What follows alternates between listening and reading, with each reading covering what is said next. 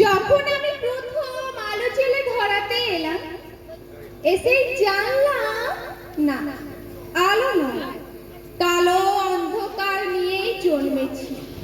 কারণ আমি মেয়ে। আমি মেয়ে বলে মা ভয়ে সিটিয়েছিল বিছানার এক পাশে। বাবা দুদিন আমার মুখ দর্শন করেনি আমি মেয়ে বলে। দাদু মিষ্টিগুলো ধুত্ত বলে ফেলে দিল আমি মেয়ে বলে। ঠাম্মি মুখ বেঁকিয়ে পাড়ায় পাড়ায় বলে বেড়ালো, কি আবার হবে, খরচের জোগাড় হয়েছে আবার।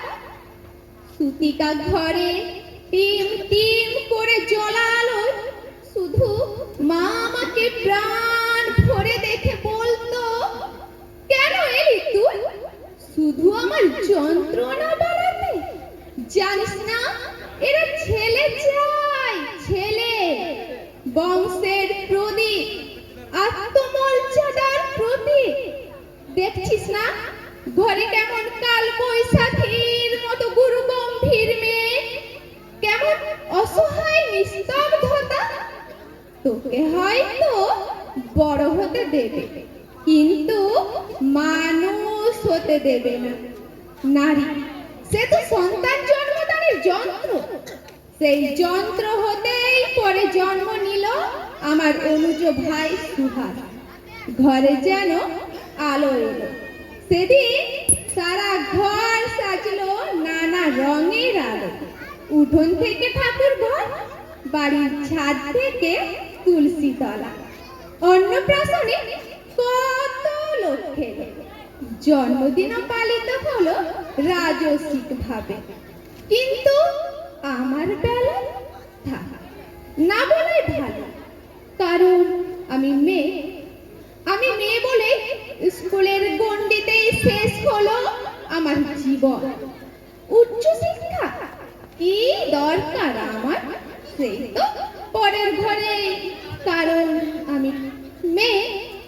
ভাই বড় হলো উচ্চ শিক্ষা পেল। দিনের পর দিন রাত করে বাড়ি ফিরলে বাবা চুপ করে থাকতো। অথচ শৃঙ্খলার সমস্ত বেড়ি আমার পায়ে বাঁধা ছিল, কারণ আমি মেয়ে। রঙিন মেঘের মাঝে সূর্যাস্তের অপরূপ দৃশ্য দেখার সৌভাগ্য আমার হয়নি কখনো। তার আগে বন্দী হতে হতো রক্ত শাসনের চার দেওয়ালের মাঝে, কারণ আমি মেয়ে। আমি মেয়ে বলে স্বামীর পরকীয়া মুখ বুঝে মেনে নিতে হয়। পুরুষরা নাকি অমর হয়, তাকে বেঁধে রাখার সমস্ত দায়িত্ব নাকি আমার। ঠাম্মি তাই বলেছিল। মা অকালে চলে গেল পুরুষ শাসনের সমস্ত বেড়াডি নিয়ে। যেখানে আচার নেই, অত্যাচার নেই, ব্যভিচার নেই, লিঙ্গভেদের অপমান নেই মেয়ে বলে। নিয়তির নিষ্ঠুর পরিহাসে ভাইয়ের থেকে বিতাড়িত বাবা একদিন মা বলে আশ্রয় নিল আমার আঁচলের তলে। হ্যাঁ, আমি চোখের জলে মাতৃস্নেহে বুকে জড়িয়ে ধরি তাকে। আমি মেয়ে বলে, মমতা বেশি বলে। সেই প্রাগৈতিহাসিক যুগ থেকে, যুগান্তরের কঠিন পথ থেকে আমি জেলে এসেছি আলো। আমার গর্ভ থেকে জন্ম নিয়েছে লিঙ্কন, আমার গর্ভ থেকে জন্ম নিয়েছে বিদ্যাসাগর, আমার গর্ভ থেকে জন্ম নিয়েছে সুভাষচন্দ্র, আইনস্টাইন, রামমোহনের। তবুও বারবার আমাকে পুড়ে মরে সতী হতে হয়েছে সতীদা, কারণ আমি মেয়ে।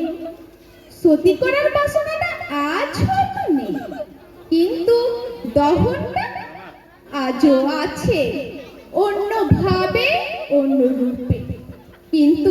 কিন্তু একদিন নারীর ঠোঁট ভেঙে উঠবে লাল রক্ত নিয়ে। কলঙ্কের ঘোমটা ছিঁড়ে উন্মুক্ত হব জলে স্থলে আর উন্মুক্ত আকাশে। অসামান্য পদভারে কেঁপে উঠবে ধরিত্রী, দারুণ জ্যোতিপুঞ্জে উদ্ভাসিত হবে চারিদিক। নবালোকে নবদিগন্তের উন্মোচন হবে আবার।